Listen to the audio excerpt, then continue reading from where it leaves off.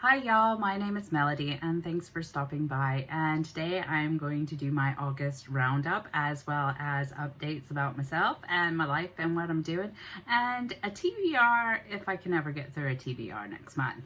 However, what I'm going to do first of all is just rehash the books I read. I read 9 books in the month of August, starting with Deviant, The Shocking True Story of Ed Gein, the original Psycho, and that's by Harold Schlechter. And next I read So Lucky by Donna Porter. Then I read Forget Her Name by Jane Holland. And then I read Your Perfect Year by Charlotte Lucas, and Grown Ups by Marian Keyes. I ended up the month actually reading 4 more books, to be honest. I was going through them like all get out to fair. So let's see. But I haven't actually done the reviews on these ones yet, or the talkabouts for this one. So I read 12 Years a Slave by Solomon Northup, and then I read A Search for Belonging by Michael Fuller, Deadly Waters by Dot Hutchison, and The Turn of the Key by Ruth Ware. Those ones at the last bit, those videos will come up following this one, because I'm going to go and I'm going to film a whole bunch of stuff today in regards to that. A couple of those books, Solomon Northup, 12 Years a Slave and things like that, are actually history books. So I'll be doing those as a history booktube sort of thing. So we'll go into the history and do that for those books. But those are what I read this month. Now, I would go into them further. However, I do have a fair few book reviews that should be linked. Well, I say linked, but they'll be on my YouTube channel, and they'll be under book reviews. Obviously, it is a playlist that I have created. If you want to go and have a look and see if any of those books takes your fancy and you want to join in the conversation on those, that'd be awesome. Awesome, like a hot dog. Anybody else remember those? Also, who did that sketch? That would be what's his name? Oh, I'm trying to remember. I can't remember now. And I can see his face. Yeah, can't remember. Nope, lost it again.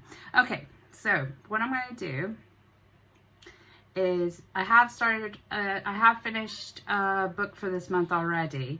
However, I am going over to stuff that I have currently bought or am listening to.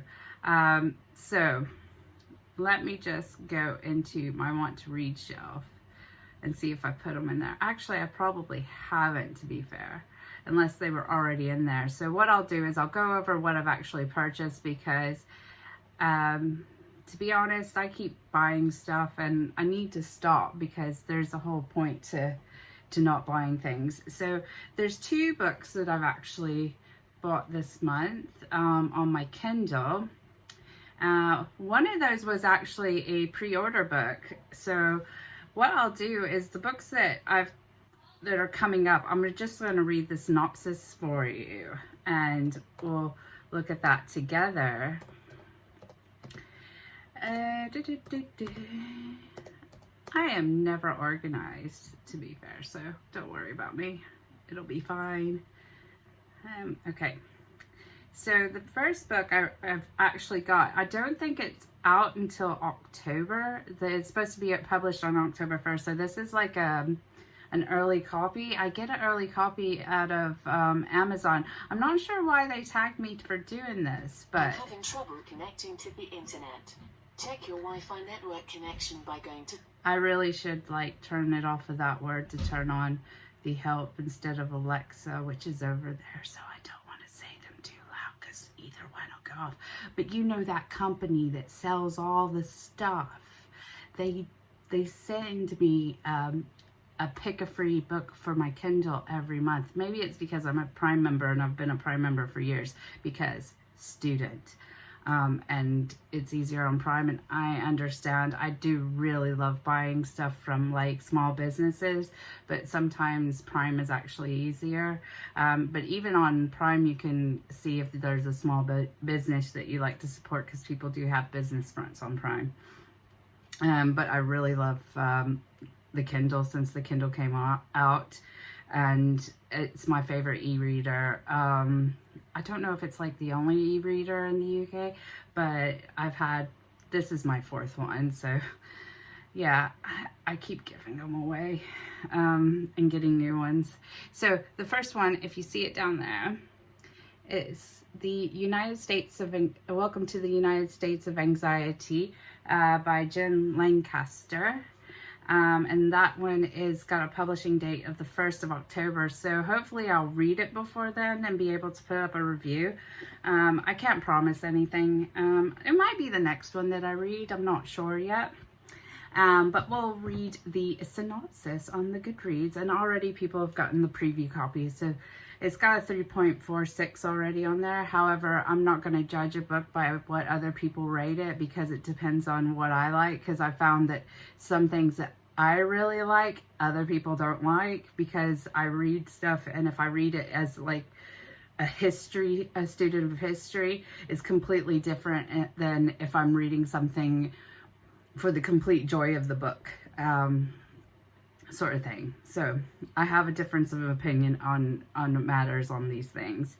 Okay, so when did the USA become shorthand for the United States of Anxiety? From the moment Americans wake up, we're bombarded with all new terrifying news about crime, the environment, politics, and stroke-inducing foods we've been enjoying for years. We are judged by social media's faceless masses, pressured into maintaining a Pinterest-perfect home, and expected to base our self-worth on retweets, faves, likes, and followers. Our collective FOMO, fear of missing out, and the disparity between the ideal and reality is leading us to spend more and feel worse. No wonder we're getting twitchy. Safe for an Independence Day style alien invasion, how do we begin to escape from the stressors that make up our days? Jen Lancaster is here to take a hard look at our elevating anxieties and self-deprecating wit and level-headed wisdom. With self-deprecating wit and level-headed wisdom, she charts a path out of the quagmire that keeps us frightened of the future and ashamed of our imperfectly perfect human lives. Take a deep breath and her advice, and you just might get through a holiday dinner without wanting to disown your uncle. I don't know about that, though. It just depends. But don't worry, I love my family. It's fine. They're Southern. I don't really need to say more than that. So that's the first book I downloaded on the Kindle. So the next book,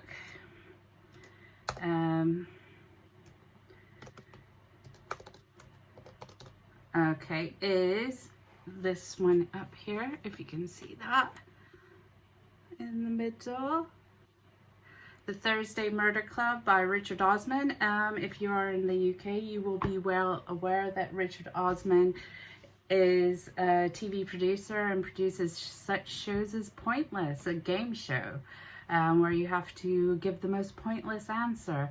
So basically they survey 100 people, and if you give an answer that nobody's thought to, so like the most obscure and random answer, then you win, sort of thing. And it's such a good show, and he's such a clever man, but he's so funny. So I bought that because I really do like Richard Osmond, and I wanted to see how his first debut, I imagine this is a debut novel, is stacking up to be. This one came out on September the 3rd, so it's not too long ago. So I had this one as a book to set off my alarm on my Kindle to say that it was released, and then I was like, husband, can I get that? I know that sounds a little bit 1800s, however, sometimes I just have to ask before I spend too much money. Anywho, okay, so what is this book about? Let's read the synopsis, shall we? And already it has 4.26 stars, which is really good on Goodreads, to be fair. So that's an excellent rating. Like I say, you don't have to go off of ratings, but sometimes. In a peaceful retirement village, 4 unlikely friends meet up once a week to investigate unsolved killings. But when a local property developer shows up dead, the Thursday Murder Club finds themselves in the middle of their first live case. The 4 friends, Elizabeth, Joyce, Ibrahim, and Ron, might be pushing 80, but they still have a few tricks up their sleeves. Can our unorthodox but brilliant gang catch the killer before it's too late? See, I'm thinking it's something like, if you ever seen like Midsummer Murders, that sort of thing.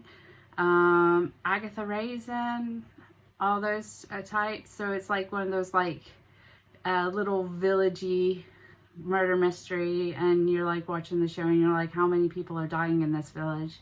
Would anybody really want to move there if the death rate was so high? But anyway, yeah, so that's actually looking like a good book. So now I've got these books behind me, which I actually purchased, and the first one that I need to read is another one from the True Crime Book Club. Link will be in the description box below. And this is The Perfect Father, and it is the true story of Chris Watts, his all-American family, and a shocking murder, and it's by John Glatt. I'm going to just look up the Goodreads on that one, to be honest with you, because the synopsis in the side, it looks really long. And it's easier for me to read it. There we go. So, yeah, so this is the True Crime Book Club book.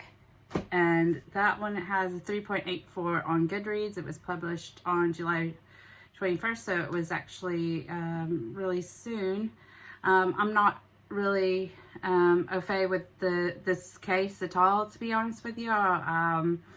It's something that, I mean, briefly heard about. However, it's not widely publicized in the UK because a lot of things in America aren't widely publicized here unless it has a greater effect on public interest or like politics or anything like that. Then they publicize it here. But then you also get people like, why are they publicizing American stuff in the UK? Well, it has a greater overall effect on our social economic policies, blah blah blah blah blah. Politics. Anyway. Okay, so I'm just going to read the synopsis here. In the early mornings of August 13th, 2018, Shannon Watts was dropped off at her Frederick, Colorado home by a colleague after returning from a business trip. It was the last time anyone would see her alive. By the next day, Shannon and her 2 young daughters, Bella and Celeste, had been reporting missing, and her husband, Chris Watts, was appearing on the local news pleading for his family's safe return.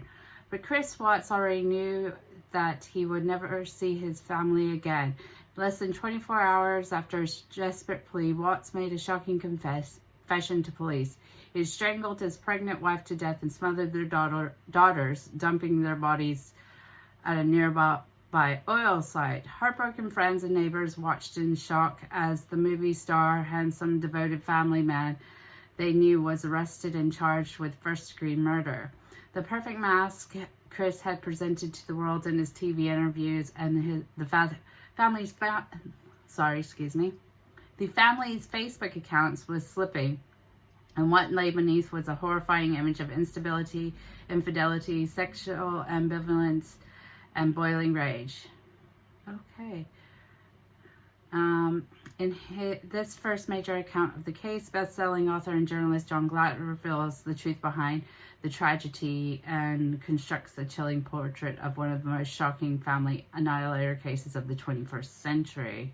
He also wrote Lost Girls. Didn't care for that one too much, but because of the case details. But that sounds absolutely horrific. Like he says, I might have heard that story in passing, but that does have like there's a case similar in the UK of a girl who went missing, and her parents like pleaded on the TV, and it come to find out it was a relative, and they knew who did it, I believe it was, and it was this whole horrible thing. But yeah, not a pleasant book to be reading. Only will recommend if you like true crime. So we'll be looking at that one shortly, because we must get that done by the end of the month. Okay, so next one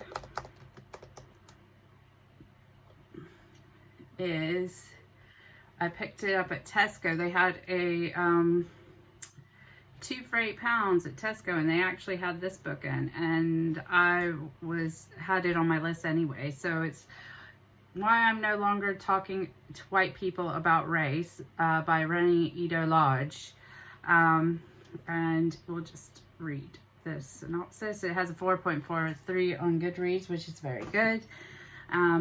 In 2014, award-winning journalist Rennie Edo Lodge wrote about her frustration with the way that the discussions of race and racism in Britain were being led by those who weren't affected by it. She posted a piece on a blog entitled Why I'm No Longer Talking to White People About Race that led to this book, exploring issues from the eradicated Black history to the political purpose of white dominance, whitewash feminism, to the inextricable link between class and race. Rennie Edo Lodge offers a timely and essential new framework for how to see, acknowledge, and counter racism. It is a series illuminating absolutely necessary exploration of what it is to be a person of color in Britain today. So that's a very factual book as well. And apparently there is a new chapter in this book, so it has been expanded from the original variation. I'm just going to look and see what this print is. It's not saying, well, it says the expanded edition published in 2018. All right, so this one was redone in 2018. So that's on that one. And we're going to read that one. And the other book for the 2 for $8 I got was this one. So let me bring that one up.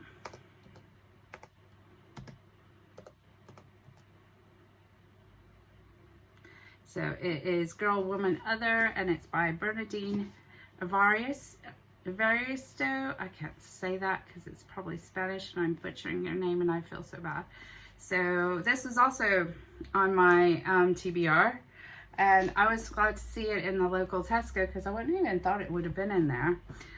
This one got 4.4 stars on Goodreads, which is really good. And it was the joint winner of the Man Booker Prize for 2019.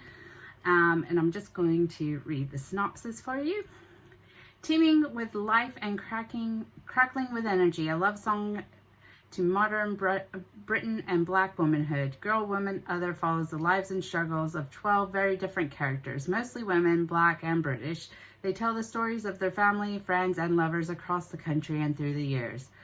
Joyfully polyphonic and vibrantly contemporary, this is a glorious new kind of history, a novel of our time, celebratory, ever dynamic, and utterly irresistible.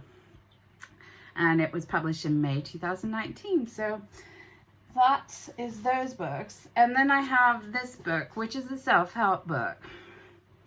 So if you have been following me, I do discuss that I have mental health issues.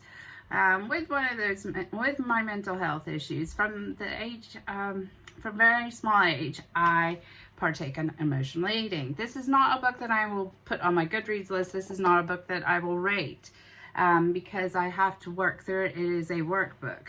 So what I am attempting to do, and what by telling you that I'm doing this, that I am making myself accountable, is I am going to try to work through it, because I have had the issues of overeating all my life.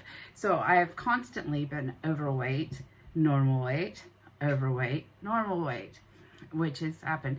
At the moment, I am in the between. Probably not as close to normal weight as I'd like to be. However, we will get there. And what I'm trying to do is, by working through my issues, such as talking to mental health support and things like that, and going through a book like that, and I hope that I'm able to work through and overcome that. So that is the last book that I will be working on this month. That one I will not give you an update for until after we see some results, or it all falls apart, which because I am the way I am, a lot of times it does all fall apart, which is why I am constantly overweight, constantly losing weight, and permanently on a diet. And that's no way for anyone to be, really. Anywho, so that's my self-help book. And let's talk about some other things. So, I'm going to film as many videos as I can today. You will be seeing this outfit quite a lot over the next few weeks. Reason for that being is that my university starts a week on Monday. I have done absolutely nothing that I wanted to do over the quarantine period to get that done because of the surgery. I may not be able to get through as many books as I want to. Now, I do have some audiobooks that I did not put in that one because those were only physical books that I had. So I do have audiobooks that I should be able to listen to during that time. However, I'm going to give it to myself and not try to rush it. Saying this is I want to maybe reduce back the number of videos that I give you, maybe one a week or so, if at all possible, because I don't have the time. I have a dissertation to write and I have 2 other classes before that. And you might say, oh, 2 other classes and a dissertation, that'd be fine. However, the research that goes into these classes and into the dissertation is what takes me the longest. So I'm basically having to start a working week. We're not going into university just yet because of what's going on. However, I have to set up my desk and have to get everything out because this is not my desk, this is my vanity, and my desk is in a different room and I need to get that all set up. My desk is in the living room, basically. We don't have a separate room. We have not enough rooms. There's 2 kids and us, so 3 bedrooms, that's all we got. Anywho, so what I'm going to do is I'm going to attempt to video as much as I can, and hopefully as soon as I finish a book that doesn't need a lot of research on the back of it, then I will be able to like just film that same day and film my thoughts just after I've read it. And obviously there will be an update at the end of the month. Also, what has happened during the last week, and another reason why I haven't been filming, is that my wound got infected. Yay! So the way it sits is they've put my belly button in a different place, and now the skin's rubbing together, and it's really not pretty, but I had to lay down for a couple of days so that it wouldn't touch anything. Fun days, but these are things that happens when you have surgery. I've had a lot of problems with myself, and sometimes things don't always go as planned, but I've got some cream and I'm working on it, so that's great. Another thing I'm working on, which I'd love to show you because I'm such a waste, is I am knitting myself a cardigan. So I am giving myself loads of stuff to do. So hopefully I'll finish that next week because it's almost cardigan season here. It was slightly warmer than I would thought of it been today because I don't know. I went outside and it was warm, and then it got cloudy, and then it started raining, then it was windy. And now it's back to being a bit warm. Unless my heating's automatically like turned on again. Let's feel the heater. Nope, heater's not turned on. Yesterday somebody turned it on and the room got absolutely stifling in here, so hope that's not the case. I think the thing reset, but it happens. This house, I believe, was built in like the 40s or 50s or something for the miners. So yeah, it's an old property and things sometimes don't work the best, to be honest with you, but hey, we get there. We all get there. Anywho, let me know what you're reading. Let me know if you like this video. I know that I have been an absolutely rambling mess. You will see, like I said, you will see me in this outfit again. I am going to do some videos. I'm going to schedule those for you.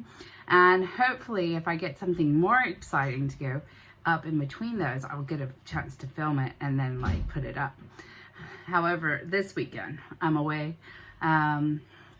My mother-in-law is kindly staying at my house to watch my animals, and we are going for a long walk in the rain because this weekend it had to rain.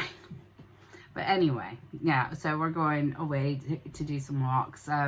Yeah, even though I'm still recovering and it's probably going to be October before I can do any heavy exercising again.